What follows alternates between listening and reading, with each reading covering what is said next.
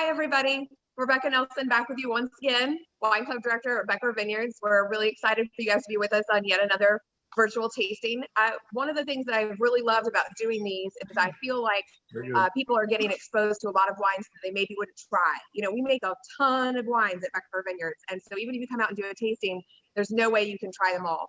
And tonight is one of those wines that I'm really excited for because I feel like a lot of people have never had it before. This is our 2016 Grenache Reserve. It's all from a single vineyard, the Tallent vineyard, which is in Mason, so just down the road from here. We've got some special guests on tonight. We actually have Tallent, our grower, on with us tonight for this wine. We also have both Dr. Richard Becker and Dr. Joe Becker with us tonight. And as always, we have our winemaker, John Leahy. So I'm going to go ahead and turn this over to all of the guys to get everybody going on this fabulous wine. I hope you enjoy it as much as I do. Cheers, everyone. Cheers, Rebecca. Thank you for that wonderful introduction. Before we get going and introduce you to our wonderful grower, Tallent, I'm going to ask Doc to say a few words. Thank you, John. Another terrible challenge for our country following the COVID pandemic and the 40 million lost jobs.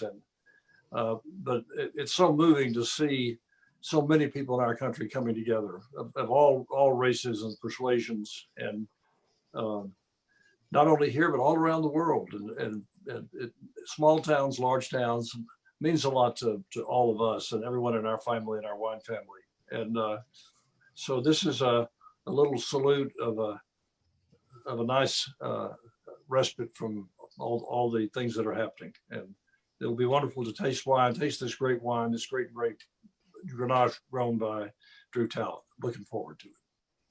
Perfect. We are all looking forward to this and I'm very excited because of the 2016. And before we get going, and we're going to put Tallent on the hot spot. So we told him we weren't going to ask him too many questions. So Drew, we're only going to ask you about 500. So say hello to everybody and give them a cheers, Drew. Hello, everybody. I hope you enjoy the show. Now, let me just, John, let me introduce Drew the way I did to Governor Perry. Governor Perry loved the Malbec that we made from Drew's vineyard, and he said, I'm going to come personally for it. He was going to serve it in his son's wedding, and he said, I'm going to come to the winery and pick it up.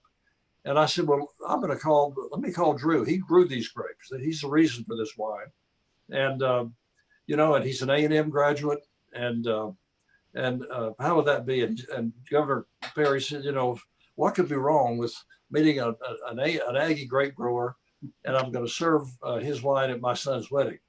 Well, there was one little problem with that, and that is that Drew didn't go to A&M. So I had one detail slightly off. Drew, how did you handle that situation when you met the governor? What did you say? Did he give you the secret handshake, and then what did you do? I just told him. He said, you're a fellow Aggie. And I said, well, actually not. Actually went to Texas State. So, but my children were Aggies. So I guess that counts for a little bit. Counts for a little bit, yeah. All right. Well, that explains why you don't know any good Aggie jokes, Drew. Well, I'm not going to tell any. Yeah, right. Well, I want to know, first of all, Drew, address the when did you all first meet the Beckers and first start growing grapes for them? I first met them in 2001, and they were the reason that we're actually planted Grenache, because he had told me that he was interested in Grenache at that time. So we put it on our next year's planning to plant Grenache. So we did. Then you grow, I can't, without doing a mental tick that's going to take me forever, but we get quite a few varietals from you. I mean, in addition to the Grenache, I know we get Petit Verdot, Tempranillo, Chardonnay. 11 total. What? And I can't keep up with it either. So yeah, I mean, there are tons, but I mean, and we were just, we were just up at the vineyard a couple of days ago, and everything is looking really, really nice. And I'm very excited also about the Tannat coming in, and I'm sorry that all the other wineries aren't going to get any this year. So I bet you are. Yeah, right. No, there are a lot of good folks making good wines off those grapes. I'm going to introduce everybody to the wine. We're going to do a little sniff and taste. And I want to come back and talk about soils, if you don't mind. Okay. Can I just, I wanted to make a comment too. You know, Grenache has predominantly been thought of as being a grape of the Southern Rhone. It's in Châteauneuf-du-Pape. It's also used in Priorat in France. But if you look at the origins, it seems to be almost a Spanish grape, and in a lot of places you have to drink it young. But I feel like the Grenache that we're able to grow here in Texas seems to age well and last a long time. You know, I think this 2016 is amazing. It is, and I hate saying this because, you know, oh, of course it is. I had something to do with it, but no, the 2016 was a very, very good year overall. I think 2017 even eclipses 2016. We were very fortunate. We had the 15, 16, and 17 all in a row, and we just kept going up the hill in quality on the vineyards. What I love about the Grenache vines when they're young, when they're just shooting out. This is going to be silly, but they look like little candles on candlesticks, you know, with the leaves that are coming down, or little Christmas trees. But it's a beautiful plant to see grow. And I think you can see Drew's expression on the screen here. He's just shaking his head like, really, buddy? Like, you come in for 3 hours once a month. You know? So everybody at home, I want you to pick up your glass, give it a swirl, a sniff, and a taste. So, and I decanted this an hour and 15 minutes ago. So an hour and a half ago, because it's the 2016. And I just thought, oh, there's some incredible flavors in there. And I want to get back to that, but Mason County is absolutely fascinating for the soils up there. And Drew, besides me, 7 years ago, asking you all about Mason County diamonds and where to find topaz, could you address the soils up in your place? Yes, all of the soils are some form of decomposed hickory sandstone. This particular block is what's called the Pontotoc sand, which is a redder soil, a little bit heavier soil than the front blocks, which are in what they call Camp Air sand. But they all seem to produce really good grapes. There's not a whole lot of difference in the quality. I mean, I can't tell any difference at all. Yeah, I don't think we can. We're going to split hairs going from the front to the back of the vineyard, but truth be told, the difference in the hill country between where you're at and where we're at in Gillespie County is night and day. The fruit that you produce is consistently got a great mineralization and a very deep, rich flavor. And I was kind of hoping Rachel was going to be on here. I don't know if she's going to join us or not, but for the last couple of years, Rachel has been had the dominant care of making the wines out of these grapes. I stick my nose in more often than she probably wants me to, but and we've had such great success with each varietal. That's why I was asking about the Petit Verdot too. In the wine, Jon, yes. Yeah. We talk a lot about microclimate all over the world. A phenomenal Rachel is thing here. about, Okay, I didn't see her sign on. But we can't hear you, Rachel. I'm sorry. Well, I haven't said anything yet. There you go. Sorry, Doc. Go ahead. I all right, apologize. no. Well, welcome, Rachel. But we talk about microclimate in small grape growing areas all over the world. A rare, phenomenal thing about Drew's microclimate is the death by heart attack of mockingbirds in that area. Drew had a terrible problem with mockingbirds eating his grapes. And then apparently Drew told me that many died of heart attacks just by chance the same time he pulled the trigger on a shotgun, and not aimed at them, because he would never do that. But none of that's true. None of that's true. None of that's true. Oh. But that's a great story. Okay. I have along those lines. This is a quotation, and I want to use this to toss to Rachel. But I read a quotation from the wine writer Oz Clarke, who called Grenache the wild woman of red wine. And so I wonder if Rachel has any thoughts on that. Oh, now I feel like I have a standard that I need to rise up to. I would have to make this happen. If I didn't already. I know the Grenache is the wild, wild woman. I thought Grenache was a little more macho than. It's a little more That's bold. Garnacha. Garnacha is macho.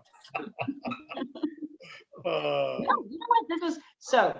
I was just a hair late, as I sometimes am, sliding into my chair here and getting everything set up. So I don't know that I apologize if I'm repeating things that you already spoke about. But Brett and I did just walk through the cellar and taste 18 and 19 wines from Drew's vineyard. Things that were going on, the way that things were aging, how beautiful everything is, all the fruit. It's quite wonderful. So John, I brought this up several times, and I learned this from you about Grenache, that the color is not amazing first, maybe the first year or two. And Grenache really needs a couple of years to settle in barrel and to like accumulate its color. So if you could talk just a hair about that, because I don't think Drew believes me.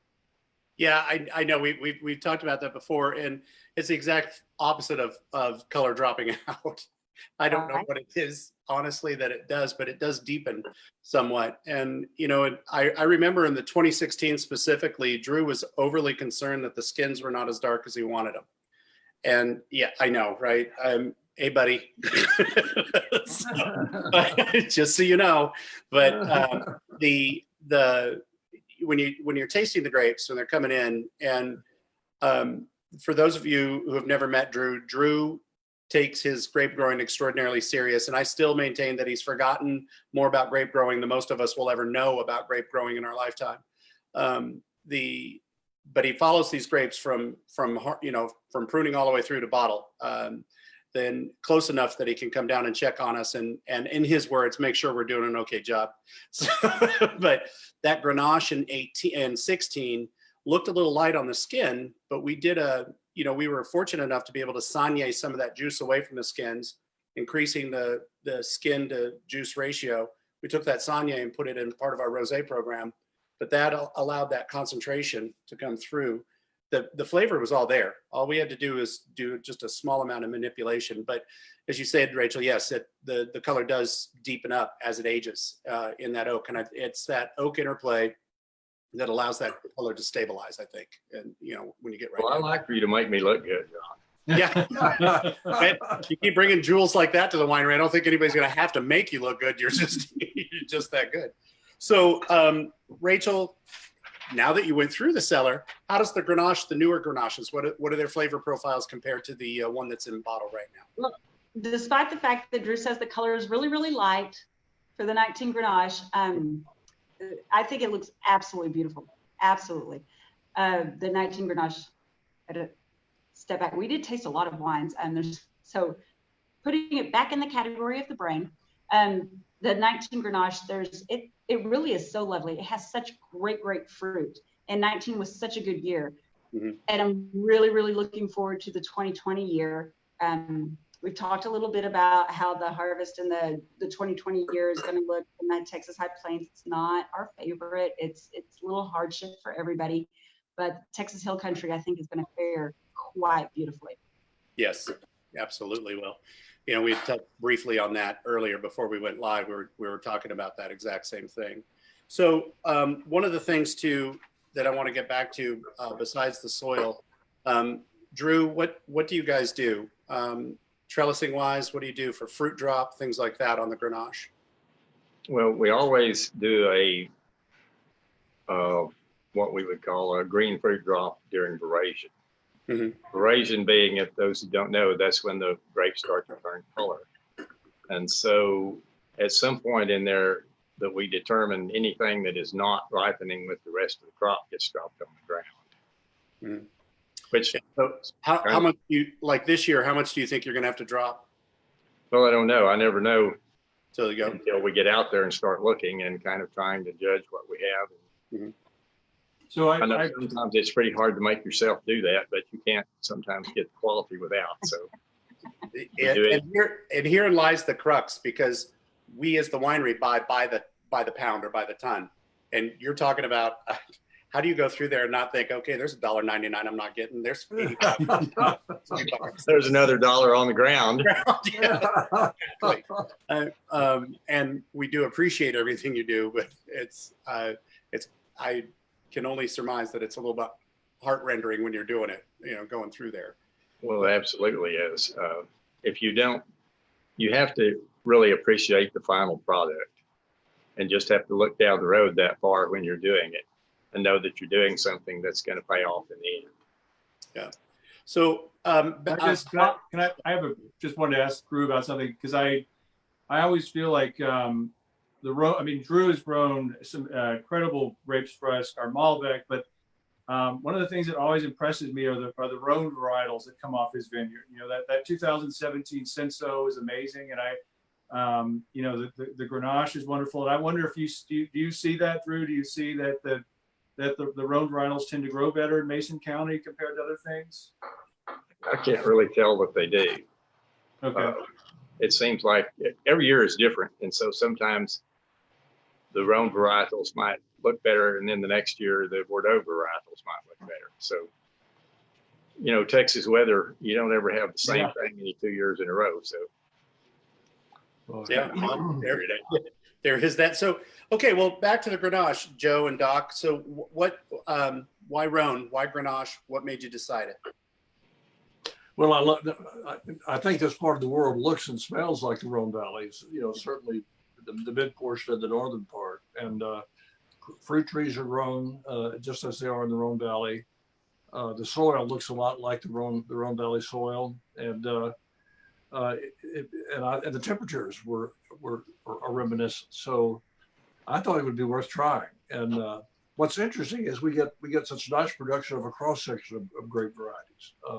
But I love the Rhones, and I love the Senso, and I love the Grenache, and of course Viognier has been a mainstay for us. So kind of extending that, but this is all experimentation. Robert Mondavi told me you can't look this up in a book. You've got to plant, you've got to grow the grapes, make the wine, taste the wine, and that's how you figure it out. There's no other way.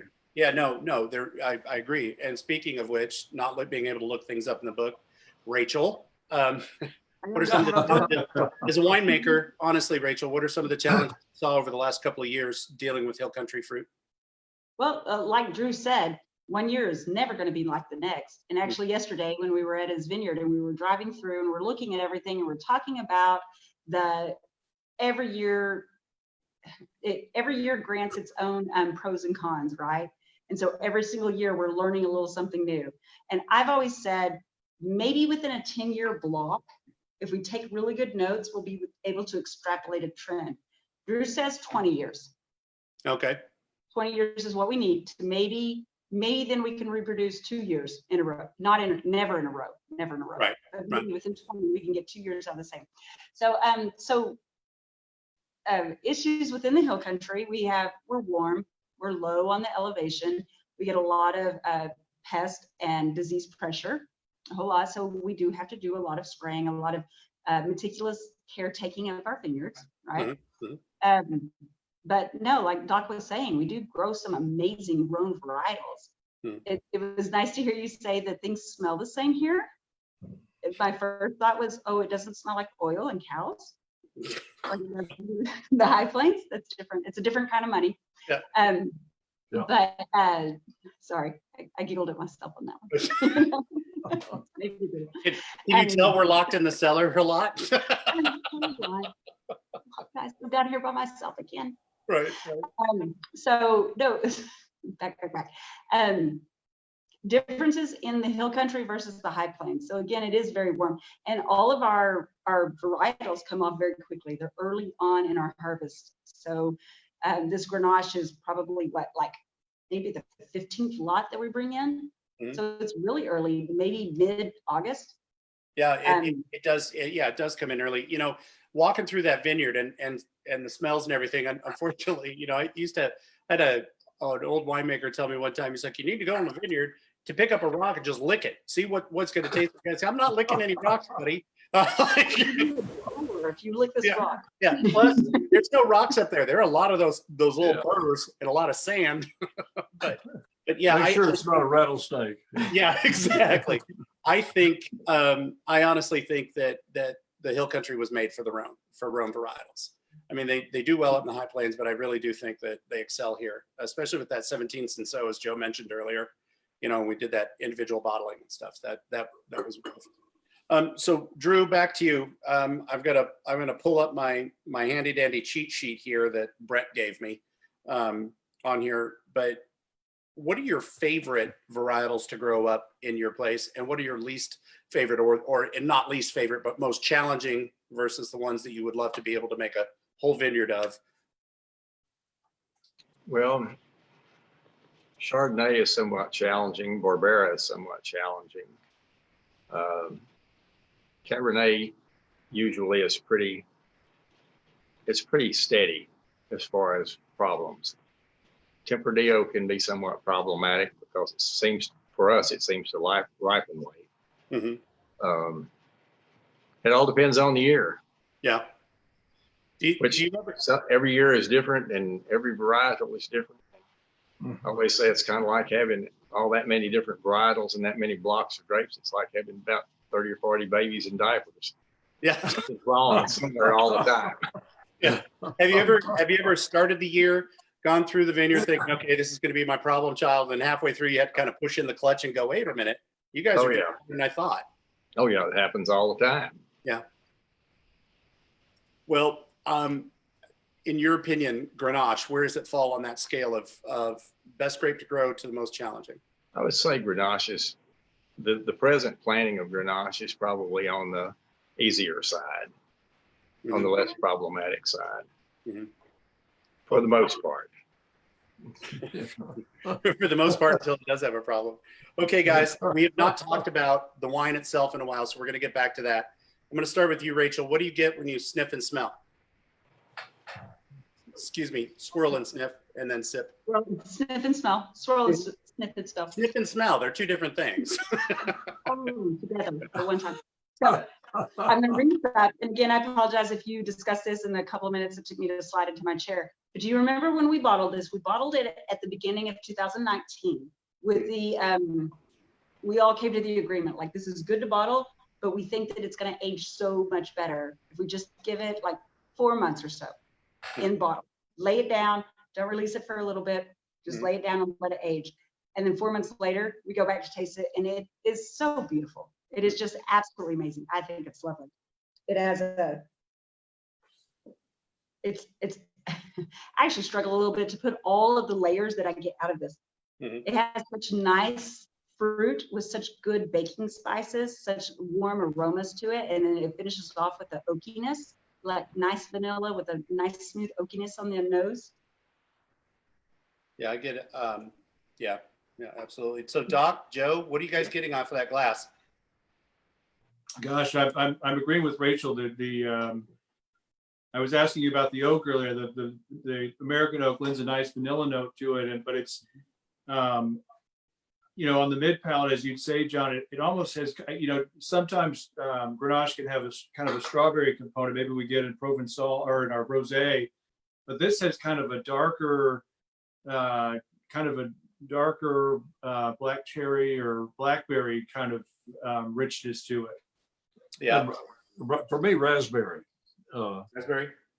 The raspberry liqueur. Drew, what are you getting? I will go with what Joe said.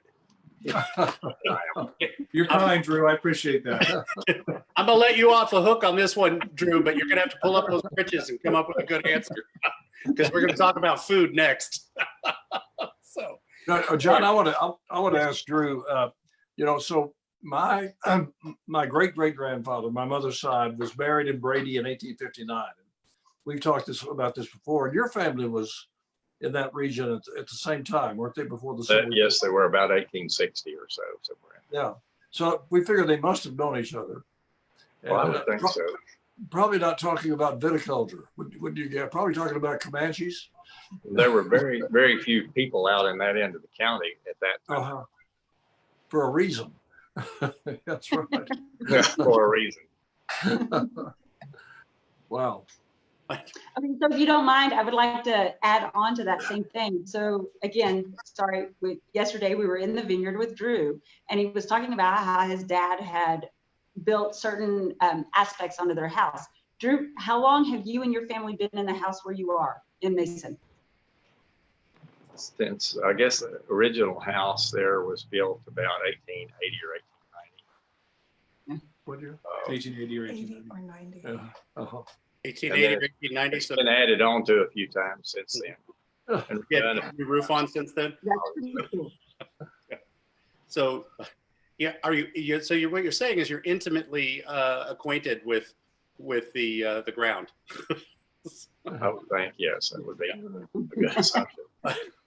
Okay, let's get in. So we've got a question here about the barrel program.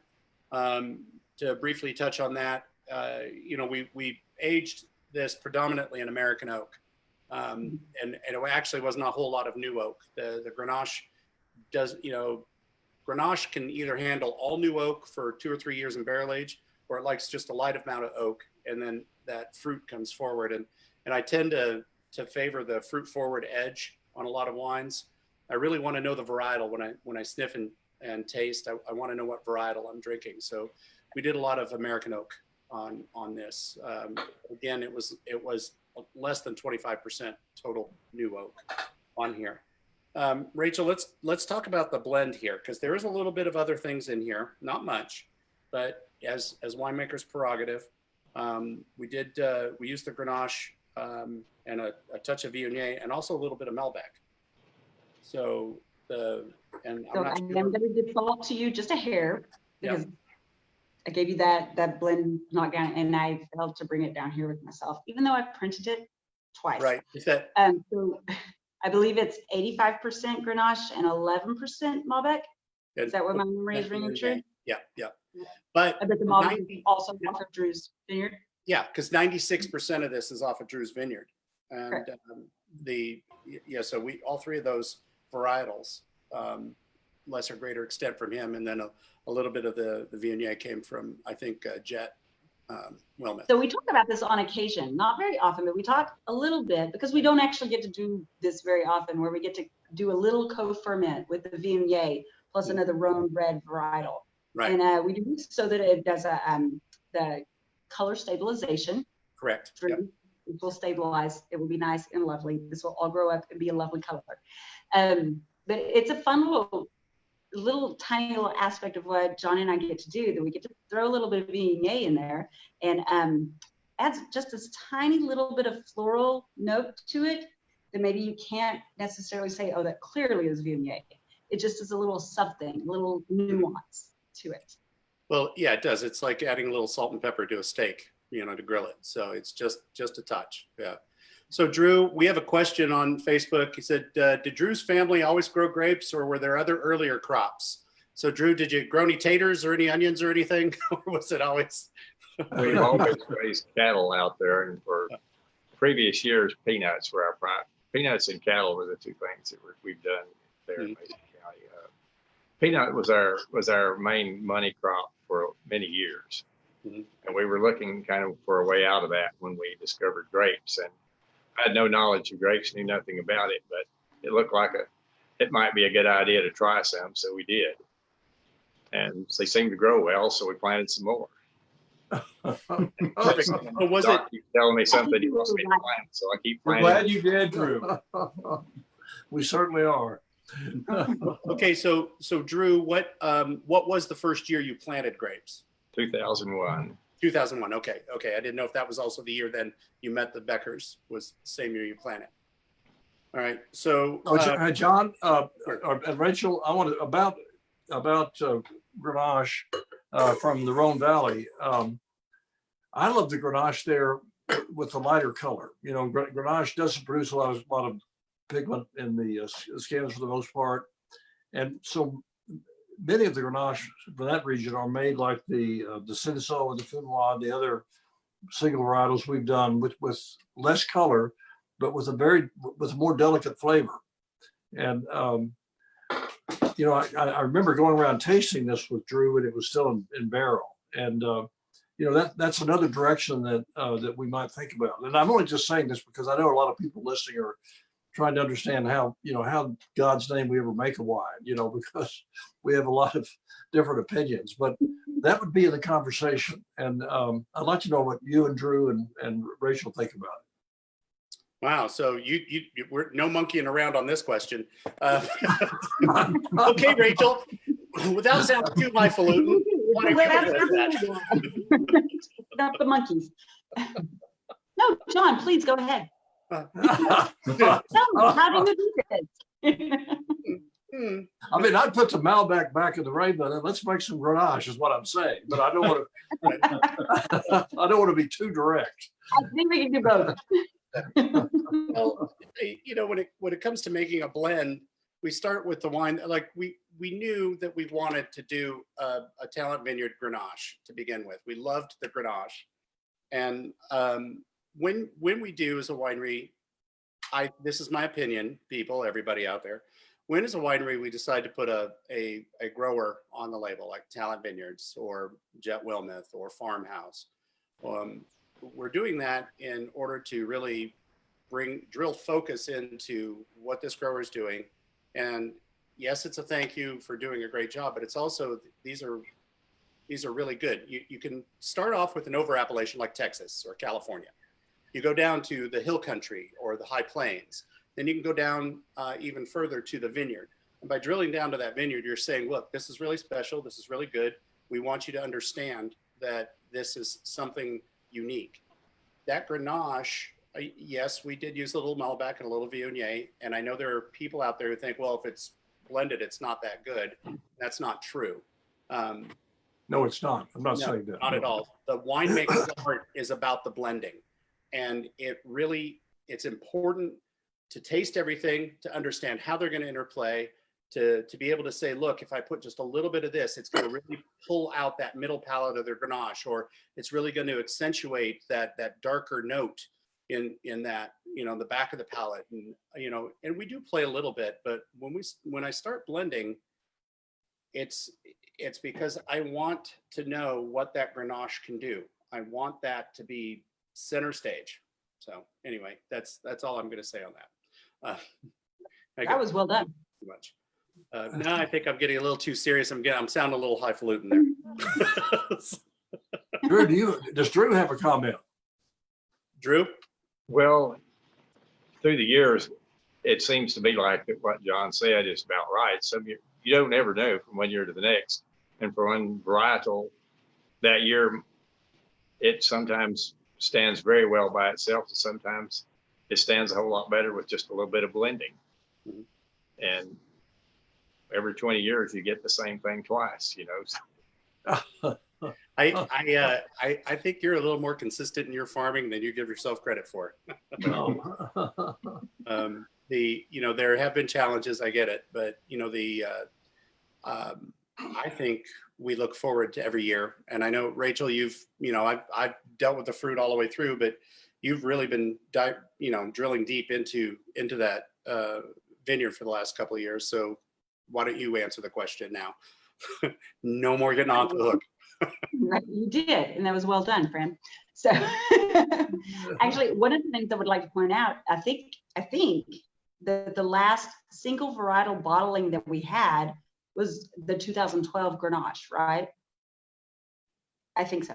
I want you to concur, but yes, I think so. Yeah, I think so. The 2012, yeah, I think. Well, right. that was the last time that we were able to bottle a straight varietal Grenache. Right. And by varietal, we mean that it's at least 75 to 80% of that varietal, right? Which this one also is. But how beautiful is it that we get to pair the Grenache with the Malbec off the same vineyard in just, slightly different slopes, so that they can highlight each other and really benefit each other. It's been a lot of fun over the last couple of years to learn a lot about Drew's vineyard. And he said something this afternoon that actually made me giggle. It made me giggle because I didn't know any better. And he's talking about the upper hickory and the middle hickory and the lower hickory of the soil composition. And I'm like, I have no idea. Yeah, I had no idea. Yes, yeah, we just get a PhD. We can listen to him. Right? Yeah, absolutely. Okay, I've got a few questions here coming in from the internet that I need to address. One of them is what volume of Grenache does Drew produce, and what did that become? Well, we don't actually get every grape that Drew produces. We want to, but apparently he likes other people too. So, Drew, about how many acres of Grenache do you grow? Is I think the gist of the question. We have 2 acres of Grenache at present. We have 4 acres planted, 2 acres in production. Mhm. All of it goes to y'all. I was trying to be nice. Yeah. All right. So are we going to get the new 4 acres too? Getting more. Yeah. We tell Brett's not online with us. Everybody made that contact. All right. This is directed towards the Dr. Beckers, the Doctor's Becker. Which glasses are you guys using? People want to know. What are you using? This is basically the Pinot Noir glass, maybe designed for American Pinot. Mhm. But The Rhone varietals do very well in it. yeah. I'm using the same one. Yeah. Yeah. I concur on there. Okay. We haven't touched food. We got to get there. So Drew, I gave you plenty of time. I talked to you about food before. So we're starting with Rachel though. She doesn't get off the hook. And Rachel, you can't say barbecue. I won't.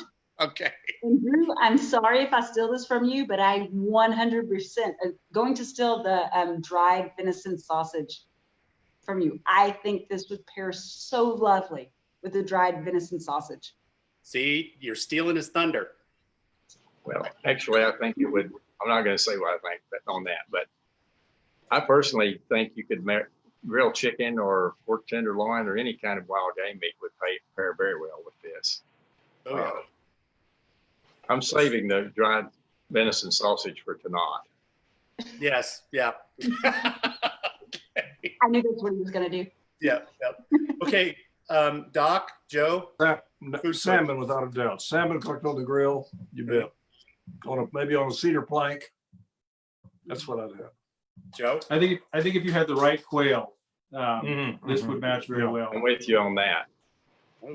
And Drew Mockingbird goes well with this. I don't know. Hey, If what? I No, don't no. know anything Time about out. those things. No, You keep talking about them, but I don't know what you're talking about. no varmints on the grill. No varmints on the grill. Hey, where's his straw? I think we just lost half of our Grenache. Yeah. To the birds that went. 2 birds. That quail, though, Joe, that sounds really good.